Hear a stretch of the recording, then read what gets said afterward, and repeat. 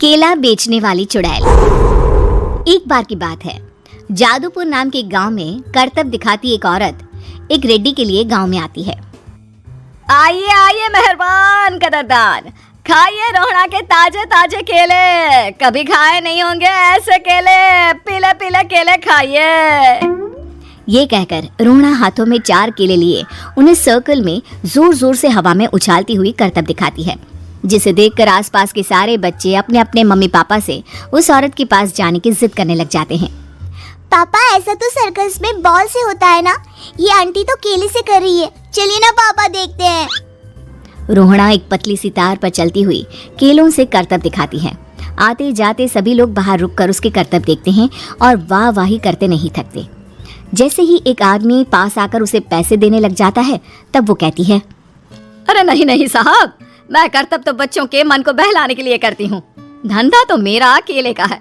पीछे देखो मेरी रिड्डी, जो भी मेरे केले खाएगा मेरी तरह चुस्त दुरुस्त और तंदुरुस्त हो जाएगा। पता चलता है क्या कि मेरी उम्र 55 की है। अरे पर ऐसे ठंड के मौसम में कोई केला क्यों खाएगा? ये ऐसे वैसे केले नहीं है साहब, ये शरीर में गर्मी देते हैं, ठंड को दूर भगाए जो भी रोहिणा के केले खाए। पापा अगर मुझे केले नहीं मिले तो मैं घर नहीं जाऊंगी। तभी उसके पापा कहते हैं कि बेटा केले ठंड में कभी गर्मी नहीं देते, ये सब कहने की बातें हैं, सामान बेचने का तरीका है इनका। पर पिंकी नहीं मानती। मैं केले खाऊंगी। पिंकी की जिद के आगे नत्थू हार जाता है और उसे केले खरीद कर दे देता है। पिंकी खुश होकर केले घर ले आकर खाती है। अब मैं भी करतब करूंगी, कितना मजा आएगा, जादुई केले। पिंकी पहला केला खत्म भी नहीं करती कि वो बेहोश हो जाती है। दूसरे केले से एक काला धुआं आता है और रोहड़ा चुड़ैल बनकर बाहर निकल आती है। मेरे भूतिया केले बच्चे न खाए, ऐसा हो ही नहीं सकता। जादूपुर वालों, कब तक बचोगे? आ गई हूँ मैं रोहड़ा, जिसका कोई नहीं कर सकता सामना। रोहड़ा पिंकी को गोद में उठाकर काले धुएं में कहीं गायब हो जाती है। शाम के वक्त नत्थू घर लौटता है और पिंकी को घर में ना पाकर उसकी माँ से कहता है, माँ पिंकी कहाँ है? अरे बेटा, उसे तो तू सुबह करतब दिखाने ले गया था ना, फिर कहाँ वापस आए तुम दोनों? मुझे लगा तू उसे अपने साथ मंडी ले गया होगा। हे भगवान, मेरी बच्ची कहाँ गई? मैं उसे घर ही तो छोड़कर गया था माँ। नत्थू गांव के घर कोने में अपनी बेटी को ढूंढता है, पर उसे वो कहीं नहीं मिलती। परेशान होकर आके रो रो कर नत्थू हिम्मत हार कर घर लौट आता है। अगली सुबह रोहड़ा फिर से करतब दिखाने आती है और इस बार पिंकी की तरह रोनी केले खरीद लेता है। 50 रुपए दिए थे पापा ने, सारे पैसों के मैंने केले खरीद लिए हैं। अब मैं भी आंटी की तरह ही करतबबाज बन जाऊंगा। यही सोचते हुए रोनी केले खाता है और पहला अकेला केला आधा खत्म भी नहीं करता कि चुड़ैल उसके सामने आ जाती है। मेरे साथ चलने का समय आ गया है रोनी। ये तो बस शुरुआत है, अब इस गांव के सारे बच्चे धीरे धीरे मेरे कब्जे में होंगे, एक बच्चा भी नहीं बचेगा। ये कहकर रोना रोनी को गोद में लेकर काले धुएं में अदृश्य हो जाती है। इसके बाद हर रोज गांव में से कोई ना कोई बच्चा गायब होता, पर ऐसा क्यों हो रहा है किसी को भी समझ में नहीं आ पा रहा था।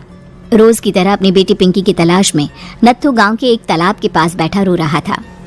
कहाँ गई मेरी पिंकी? शकुंतला के जाने के बाद एक वही तो मेरा सहारा थी। अरे उसकी आत्मा कोस रही होगी मुझे कि मैं अपनी बच्ची को संभाल भी नहीं पाया। नत्थू ये कहता हुआ रो ही रहा था कि तभी तालाब में से उसे शकुंतला की आवाज सुनाई देती है। कहाँ थी तुम शकुंतला? हमारी बच्ची और सारे गायब हुए बच्चे रोहड़ा के कब्जे में हैं। वो बच्चों को जो केले देती है उससे बच्चे बेहोश हो जाते हैं और उसके कब्जे में आ जाते हैं और वो उन्हें ले जाकर काली दुनिया में ले जाती है। पर वो ऐसा क्यों कर रही है? ये मैं नहीं जानती, पर उस दुनिया का रास्ता मैं आपको बता सकती हूँ। जहाँ ये नदी खत्म होती है वहाँ एक केले का पेड़ है, उसके नीचे एक दरवाजा है, वहीं से रास्ता जाता है उस दुनिया का। ये कहकर शकुंतला की आत्मा गायब हो जाती है। गांव के सभी लोग झुंड बनाकर उसी रास्ते से काली दुनिया में चले जाते हैं और वहाँ देखते हैं कि सारे बच्चे वहाँ काम कर रहे थे। पापा मुझे ले चलो यहाँ से। पापा पापा सभी बच्चे अपने मम्मी पापा से लिपट जाते हैं। तो तुम लोग यहाँ तक आ गए? क्यों हमारे बच्चों को पकड़ लिया तूने? तुझे शिकार ही बनाना है तो ले, हम सब आ गए हैं, हमें खा ले। नहीं, मुझे बच्चे चाहिए, मेरे बच्चे के बदले तुम लोगों के बच्चे। क्या मतलब? मैं इसी गांव में रहने वाली एक औरत थी। केले की चोरी के इल्जाम में मेरे बेटे को गांव वालों ने इतना मारा कि वो मर गया। उसी दिन मैंने ठान लिया कि गांव वालों का भी वही हाल करूंगी। कुछ दिन बाद बेटे के चले जाने के दुख में मैं भी मर गई और मेरी भटकती आत्मा एक चुड़ैल बन गई। और फिर मैंने बदला लिया तुम सबके बच्चे छीनकर। बर्दाश्त नहीं कर पाए ना? सोचो मुझ पर क्या बीती होगी। हमें माफ कर दो रोना, पता नहीं ये किसकी गलती थी, पर हम सभी माफी मांगते हैं। हमारी खुशियां लौटा दो, तुम भी तो एक माँ हो।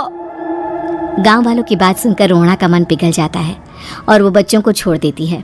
उसके बाद काली दुनिया बच्चों के लिए जादुई दुनिया बन जाती है। अब कोई भी कभी भी वहां आ जा सकता था।